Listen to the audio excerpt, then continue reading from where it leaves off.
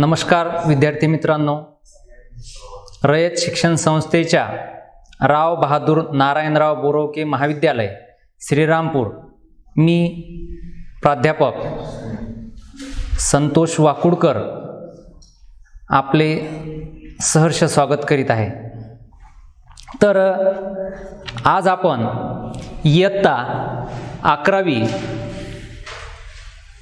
चा राज्यशास्त्र या विषयातील न्यायमंडळाची भूमिका हे क्रमांक 6चे प्रकरण आज आपण अभ्यासणार आहोत। हे प्रकरण अभ्यासत असताना आपण न्यायमंडळाची भूमिका, न्यायमंडळाची संरचना, न्यायमंडळाचे कार्य अशा विविध गोष्टींचा आज आपण इथे अभ्यास करणार आहोत।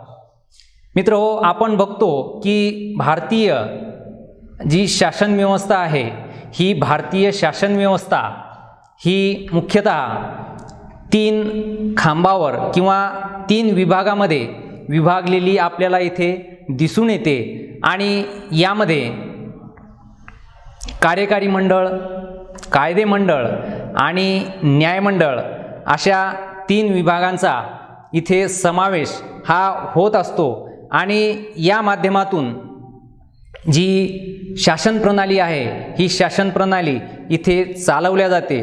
आता ही लोकशाही जी शासन प्रणाली आहे, ही लोकशाहीची शासन प्रणाली चालवत असताना आपण बघतो की या शासन प्रणालीचे संसदीय अथवा अध्यक्षीय, त्याचबरोबर प्रजासत्ताक अथवा संवैधानिक राजेशाही हे जे 2 घटक आहेत, या 2 घटकापासून आपल्याला दिसतं की न्यायव्यवस्था ही वेगळी असल्याचं आपण इथे बघतो। या 2 जे शासनाचे विभाग आहेत, या शासनाच्या विभागापासून न्यायमंडळाला स्वतंत्र ठेवण्याचं काम इथे केलेलं आहे।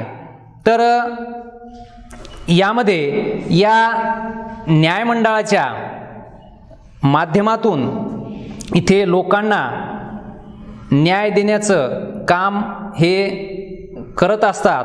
आणि या लोकांना न्याय देण्याच्या माध्यमातून न्यायालयाचं जे स्वतंत्र आहे, हे स्वतंत्र फार महत्त्वाची भूमिका बजावत असतं। न्यायमंडळाचे स्वतंत्र टिकवून ठेवण्यासाठी आपण बघतो की संविधानामध्ये संवैधानिक आणि कायदेशीर ह्या तरतुदी करण्यात आलेल्या आहेत। आणि त्या माध्यमातून न्यायालयाचं जे स्वतंत्र आहे, ते स्वतंत्र टिकून असल्याचं आपल्याला दिसून येईल। आता हे न्यायमंडळाचं जे स्वतंत्र आहे, हे न्यायमंडळाचं स्वतंत्र टिकवून ठेवण्यासाठी जे न्यायाधीश नेमून दिलेले आहेत, हे न्यायाधीश सतर्क असतात आणि त्यांच्या माध्यमातून न्यायालयाचं स्वतंत्र हे टिकून असतं। न्यायमंडळावर अधिकाराचे उल्लंघन करू नये म्हणून सुद्धा इथे संविधानात आणि कायद्यात जे आहेत काही प्रमाणात तरतुदी केलेल्या आपल्याला दिसून येतात। तर अशा प्रकारे न्यायमंडळाची जी भूमिका आहे, ही न्यायमंडळाची भूमिका आपण या प्रकरणामधून अभ्यासणार आहोत। यामध्ये जे आपला पहिला मुद्दा आहे, तो आहे न्यायमंडळाचे स्वातंत्र्य। आता न्यायमंडळ हे स्वातंत्र्य जरी असलं तरी न्यायमंडळाचा जो प्राथमिक कार्य आहे, हे न्यायमंडळाचं प्राथमिक कार्य म्हणजे अभिनिर्णय होय। आता या अभिनिर्णयाच्या माध्यमातून न्यायमंडळ हे आपलं प्रथम कार्य बजावत असतं। त्याचबरोबर न्यायमंडळ हे लोकांमध्ये, त्याचबरोबर प्रशासनामध्ये कुठल्याही प्रकारचे जे वाद आहेत, हे वाद कायद्यानुसार मिटवण्याचं जे आहे, हे काम करताना आपल्याला इथे दिसून येईल। त्याचबरोबर हे जे आपापसामध्ये वाद झालेले आहेत, हे वाद मिटवल्यानंतर याचं योग्य प्रकारे अंमलबजावणी व्हावी, यासाठी न्यायालय हे आदेशसुद्धा देताना आपल्याला इथे दिसून येईल। यामध्ये अजून जर बघायचं झालं तर शासन व्यवस्थेमध्ये शासनाकडे विविध प्रकारचे अधिकार दिलेले असल्याचे आपल्याला दिसून येतात आणि शासनाविरुद्ध जे लोक आहेत या लोकांची विविध प्रकारचे वाद असतात आणि हे वाद जे आहेत हे भिन्न प्रकारचे असल्याचे आपल्याला इथे दिसून येतात आणि शासनाकडे असलेले जे अधिकार आहेत या अधिकाराच्या बाबतीत आपण बघतो की प्रशासन आणि लोक यांच्यामध्ये जे वाद आहेत हे भिन्न प्रकारचे असतात आणि या वादातून समोर प्रशासन आपल्याला जे दिलेले अधिकार आहेत या अधिकाराचा उपयोग करून त्यांना हवे असलेले जे निर्णय आहेत या निर्णय देऊ शकतात। यामुळे इथे आपण बघतो की न्यायालयाचे जे स्वातंत्र्य आहे या न्यायालयाच्या स्वातंत्र्याला अधिक महत्त्व जे आहे ते प्राप्त झालेलं आपल्याला दिसून येईल।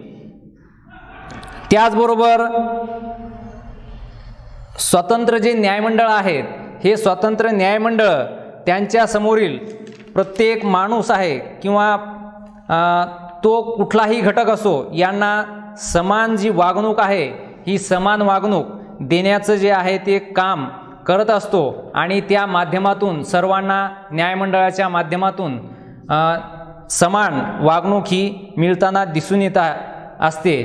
तर ही जे न्यायमंडळ संकल्पना आहे हे न्यायमंडळ जी संकल्पना आहे ती मध्ययुगाच्या अखेरपर्यंत आपण बघतो की न्यायमंडळ ही संकल्पना राज्याच्या आदेशानुसार आजपर्यंत काम करत असल्याची आपल्याला दिसून येईल आणि यामध्ये काय होत असे तर राजा ज्या पद्धतीनं सांगेल त्याच पद्धतीनं न्यायमंडळ हे आपला निर्णय देताना इथे दिसून येतं। त्यानंतर जगामध्ये दुसरं महायुद्ध झालं आणि तिथून वेगवेगळे देश जे आहेत हे देश स्वतंत्र व्हायला लागले आणि त्याचबरोबर लोकशाहीसुद्धा आता जगामध्ये प्रस्थापित होऊ लागली आणि ही लोकशाही प्रस्थापित होत असताना न्यायमंडळ हे जे प्रशासनाचे दोन विभाग आहेत या दोन विभागापासून विभक्त झालेली किंवा स्वतंत्र झालेली आपल्याला दिसून येईल। अशाच प्रकारचं जर उदाहरण बघायचं झालं तर अमेरिका हे जे राष्ट्र आहे या अमेरिका राष्ट्राने आपण बघतो की न्यायालयाला इथे संविधानात न्यायालय हे स्वतंत्र असावं असं स्पष्ट उल्लेख या देशाने सर्वप्रथम केल्याचं आपल्याला दिसून येते आणि अमेरिकेमध्ये सर्वोच्च न्यायालय आणि त्याचबरोबर इतरसुद्धा न्यायालय ही अस्तित्वात असल्याची आपल्याला दिसून येतात। तर या अमेरिकेच्या न्यायालयाचा अभ्यास करताना आपण बघतो की अमेरिकेमध्ये जे न्यायाधीशाची नेमणूक केली जाते ही न्यायाधीशाची नेमणूक न्यायाधीश हयात असेपर्यंत त्यांची नेमणूक केलेली असते आणि त्याचबरोबर न्यायाधीशाची नेमणूक जी आहे ही न्यायाधीशाची नेमणूक तिथले राष्ट्राध्यक्ष हे करत असतात। परंतु राष्ट्राध्यक्ष ही कोणाचीही न्यायाधीश म्हणून नेमणूक करू शकत नाहीत। तर ज्या व्यक्तीची न्यायाधीश म्हणून नेमणूक करायची आहे या व्यक्तीची नेमणूक करत असताना त्याला जी अमेरिकेतील सिनेट आहे या सिनेटची मंजुरी ही महत्त्वाची असल्याचं आपल्याला दिसून येईल। त्याचबरोबर आपण बघतो की न्यायाधीश जो आहे तो तदहयात म्हणजे जिवंत असेपर्यंत त्याच्या पदावर राहू शकतो। त्याचबरोबर न्यायाधीशाला जर असे वाटले की आपल्याला या पदावर काम करायचं नाही तर न्यायालय आपल्या इच्छेनुसार त्या पदाचा त्यागसुद्धा इथे करू शकतात। न्यायाधीशाला त्यांची जे कामं आहेत ही काम करत असताना जे संविधानात नमूद केलेले आहे कायदे आहेत या कायद्याचे पालन करूनच इथे यांना काम करावे लागते आणि जर अशा प्रकारचे कायद्याचे उल्लंघन करून जर न्यायाधीशाने काम केले तर त्यांना पदच्युतसुद्धा इथे करता येऊ शकतं. न्यायालयाने किंवा न्यायाधीशाने जर कायद्याचे उल्लंघन केले तर त्यांना पदच्युत करता येतं. आणि हा पदच्युतीचा जो प्रस्ताव आहे हा प्रस्ताव आधी काँग्रेसकडे किंवा कायदेमंडळाकडे पाठवावा लागतो. आणि या कायदेमंडळाकडे पाठवल्यावर आणि तिथून त्याला मंजुरी मिळाल्यावरच त्या न्यायाधीशाला पदच्युत हे करता येतं. आणि हा जो पदच्युतीचा कार्यक्रम आहे किंवा हे जे पदच्युती करता येते यालाच आपण महाभियोग प्रक्रिया असं सुद्धा म्हणू शकतो. तर याच प्रस्तावाला महाभियोग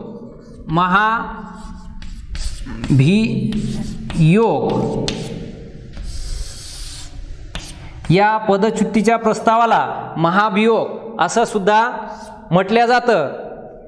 आणि त्या माध्यमातूनच ज्या प्रकारे अमेरिकेचं संविधान आहे त्याचप्रमाणे भारतातही न्यायव्यवस्था जी आहे आधुनिकीकरणामुळे स्वतंत्र झाल्याचं आपल्याला इथे दिसून येते. आणि आपण बघतो की भारतीय न्यायमंडळात सुद्धा विविध प्रकारचे न्यायाधीश असतात. आणि या न्यायाधीशाची जी नेमणूक आहे ही राष्ट्रपतीच्या माध्यमातून केलेली असते. त्याचबरोबर अमेरिकन न्यायालयाप्रमाणेच जे भारतीय न्यायाधीश आहेत यांची सुद्धा नेमणूक इथे राष्ट्रपतीच्या मार्फत केलेली असते. आणि ज्या प्रकारे अमेरिकेमध्ये महाभियोग प्रक्रिया अस्तित्वात आहे त्याच प्रकारे भारतामध्ये सुद्धा महाभियोग ही प्रक्रिया असल्याचं आपल्याला दिसून येते. आणि त्या माध्यमातून आपण बघतो की भारतीय न्यायाधीशावर जर महाभियोग प्रक्रिया चालवायची असेल तर त्याला संविधानाची मंजुरी घेणे किंवा संसदेची मंजुरी घेणे हे महत्त्वाचे असते. त्याचबरोबर आपण बघतो की न्यायाधीश हे पदच्युतीचा जो प्रस्ताव आहे संसदेने मान्य केल्याशिवाय त्यांच्यावर कुठल्याही प्रकारची जी आहे कारवाई ही करता येत नाही. त्याचप्रकारे भारतीय न्यायमंडळ जे आहे हे भारतीय न्यायमंडळ आपण बघतो की 3 प्रकारामध्ये विभागलेले आहे.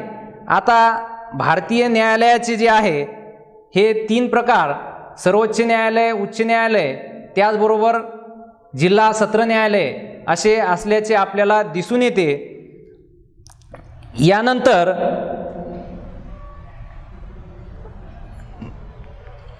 जे न्यायालय आहेत या भारतीय न्यायव्यवस्था आहे ही न्यायव्यवस्था आपण समोरच्या तासामध्ये अभ्यासू. धन्यवाद.